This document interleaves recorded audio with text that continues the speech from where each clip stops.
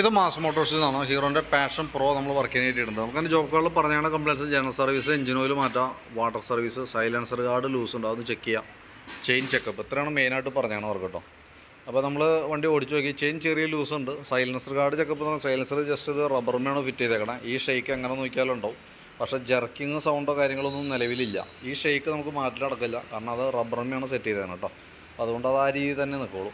പിന്നെ നമ്മൾ ഓടിച്ച് നോക്കുമ്പോൾ നമുക്ക് ഒന്ന് രണ്ട് കംപ്ലയിൻസുകൾ ശ്രദ്ധയപ്പെട്ടിട്ടുണ്ട്. ഒന്ന് ബാക്ക് ഷോക്ക് ഓൾറെഡി ലീക്കാണ്, ഈ സൈഡ് ലീക്കായി തുടങ്ങിയിട്ടുണ്ട്. അതുകൊണ്ട് തന്നെ ആക്ഷൻ ഒരല്പം കൂടുതൽ കാണിച്ചു തുടങ്ങിയിട്ടുണ്ട്.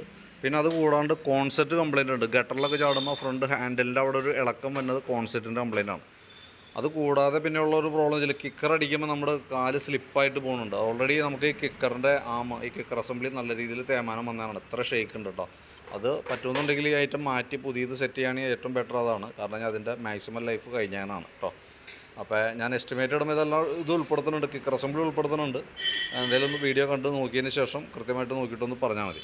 ഇപ്പോൾ നമ്മൾ വണ്ടി ഓടിച്ച് നോക്കി സർവീസിൻ്റെ ഭാഗമായിട്ട് നമ്മൾ വർക്കിന് കയറ്റി അതിൻ്റെ ബാക്ക് ബ്രേക്കൊക്കെ ചെക്ക് ചെയ്യാൻ വേണ്ടി അയച്ചിട്ടുണ്ട്. ബ്രേക്ക് ലൈനർ നമ്മൾ നോക്കുമ്പോൾ പുതിയ ലൈനർ കിടക്കണം, കമ്പനി ലൈനറാണ്. അപ്പോൾ ബ്രേക്ക് ആകുമ്പോൾ അഴിച്ച് ഗ്രീസ് ചെയ്ത് റീസെറ്റ് ചെയ്താൽ മതി. ബാക്കിലത്തെ ടയറിൻ്റെ കണ്ടീഷൻ നോക്കി, ടയറൊക്കെ പുതിയ ടയറാണ്, വലിയ പഴക്കമായിട്ടില്ല. പക്ഷേ ഈ മോഡൽ ടയർ ഇടാതിരിക്കണമെന്ന് ബെറ്റർ കേട്ടോ. ഈ മോഡൽ ടയർ യൂസ് ചെയ്യുമ്പോൾ എന്താ പ്രോബ്ലം എന്ന് വെച്ചാൽ വണ്ടിക്ക് പാളൽ മാറില്ല.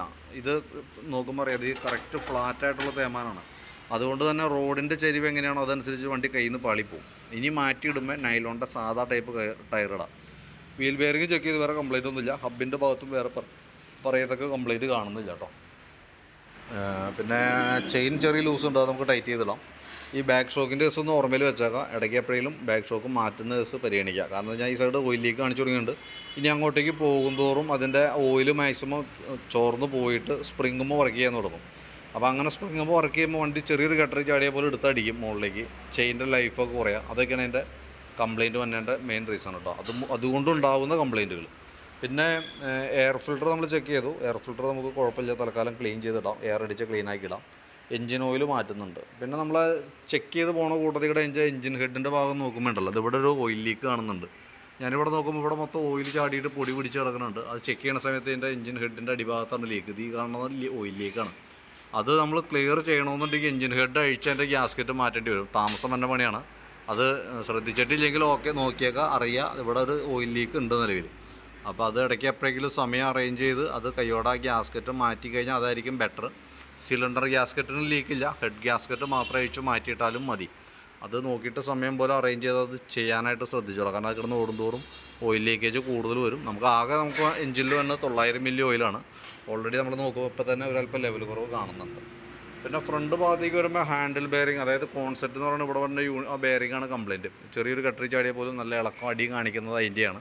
നമ്മളത് അഡ്ജസ്റ്റ് ചെയ്യാനായിട്ട് നോക്കി, പക്ഷേ അഡ്ജസ്റ്റ് ചെയ്യാനായിട്ട് പറ്റില്ല. കാരണം ഓൾറെഡി ഇപ്പോൾ തന്നെ ഹാൻഡിൽ ടൈറ്റ് ഉണ്ട്. ഇനി നമ്മളത് അടിക്കാതിരിക്കാൻ ടൈറ്റ് ചെയ്ത് കഴിഞ്ഞാൽ വണ്ടി ഹാൻഡിൽ വെട്ടൽ കാണിക്കുക. അതായത് ഹാൻഡിൽ ടൈറ്റായിട്ട് പിന്നെ നമുക്ക് വണ്ടി ഓടിക്കാൻ പറ്റില്ല. അപ്പോൾ അതൊന്ന് ഓർമ്മയിൽ വെച്ചേക്കാം. കോൺസെപ്റ്റും കംപ്ലയിൻ്റ് ഉണ്ട്. ഫ്രണ്ട് ബ്രേക്ക് കാര്യങ്ങളൊക്കെ നമ്മൾ അഴിക്കും. ഇപ്പോൾ ബാക്ക് വീൽ അഴിച്ചാണ്, അതിന് ശേഷം ഫ്രണ്ട് ബ്രേക്കൊക്കെ അഴിച്ച് ബ്രേക്ക് ക്യാം കൂടിയും കൂട്ടത്തിക്കടെ അഴിച്ച് ഗ്രീസ് ചെയ്ത് നമ്മൾ റീസെറ്റ് ചെയ്യും കേട്ടോ. പിന്നെ ഈ ഭാഗത്തേക്ക് വരുമ്പോഴത്തേക്ക് നമുക്കൊരു ബാറ്ററി ഒക്കെ ചെക്ക് ചെയ്ത്, ബാറ്ററി എക്സൈഡിൻ്റെ ബാറ്ററിയാണ് വണ്ടി ഇരിക്കുന്നത്. അതിൻ്റെ വോൾട്ടൊക്കെ നോക്കുമ്പോൾ 13 വോൾട്ട് കാണിക്കുന്നുണ്ട്. റോഡ് കൊടുക്കുമ്പോൾ 11.52. അപ്പോൾ ബാറ്ററിയൊക്കെ ഓക്കെയാണ്, വേറെ പ്രോബ്ലം ഒന്നുമില്ല. സ്പാർക്ക് പ്ലഗ് ആയാലും നമ്മളൊന്ന് അഴിച്ച് ക്ലീൻ ചെയ്ത് റീസെറ്റ് ചെയ്യുന്നുണ്ട്. നല്ല പ്ലഗാണ് കേട്ടോ.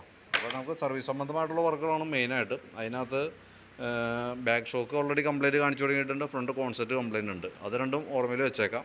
പിന്നെ കിക്കർ അസംബ്ലി അടക്കം ഉൾപ്പെടുത്തിയിട്ടുള്ള എസ്റ്റിമേറ്റ് ഞാൻ വാട്സാപ്പിലിടുന്നുണ്ട്. ഈ കിക്കറിൻ്റെ ഈ ഷാഫ്റ്റ് ഫുൾ അസംബ്ലി അടക്കം ഉൾപ്പെടുത്തി എഞ്ചിനോലൊക്കെ ഉൾപ്പെടുത്തിയിട്ടുള്ള എസ്റ്റിമേറ്റ് ഞാൻ വാട്സാപ്പിലിടാം. വീഡിയോ കണ്ടതിന് ശേഷം നോക്കിയിട്ടൊന്ന് റിപ്ലൈ ഇടാം. കാരണം നമുക്ക് ആ റിപ്ലൈ കിട്ടിയിട്ട് അതനുസരിച്ച് നമുക്ക് വർക്ക് കംപ്ലീറ്റ് ചെയ്യാൻ വേണ്ടിയിട്ടാണ് കേട്ടോ. അപ്പോൾ പരമാവധി നേരത്തെ ഒന്ന് റിപ്ലൈ ചെയ്തോളാം. ഓക്കെ.